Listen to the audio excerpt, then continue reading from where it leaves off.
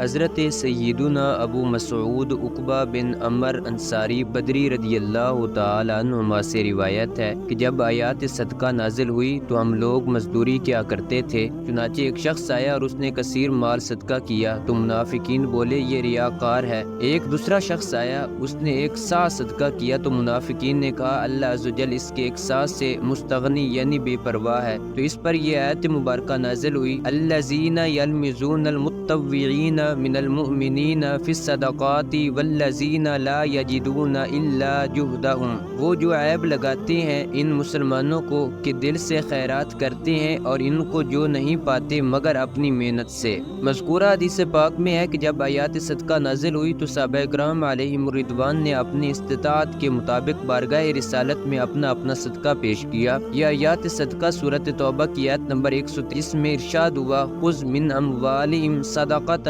تطہرہم وتزکیہم بہا وصلی علیہم، اے محبوب ان کے مال میں سے زکوٰۃ تحصیل وصول کرو جس سے تم انہیں ستھرا اور پاکیزہ کر دو اور ان کے حق میں دعائے خیر کرو۔ شارح حدیث علامہ سید محمود احمد رضوی علیہ رحمۃ اللہ القوی فرماتے ہیں حضور سید عالم صلی اللہ علیہ وآلہ وسلم کی زبان مبارکہ سے صدقہ و خیرات کی ترغیب و تلقین پا کر صحابہ کرام رضوان اللہ تعالی علیہم اجمعین اپنی وسعت و ہمت کے مطابق خیرات کرتے تھے۔ بعض صحابہ امیر تھے اور بڑی بڑی رقمیں راہ خدا میں دیتے تھے، اور جو غریب تھے وہ بھی محنت مزدوری کر کے کچھ کما لیتے اور اس میں سے راہ خدا میں خرچ کرتے تاکہ صدقہ کے ثواب سے محروم نہ رہ جائے۔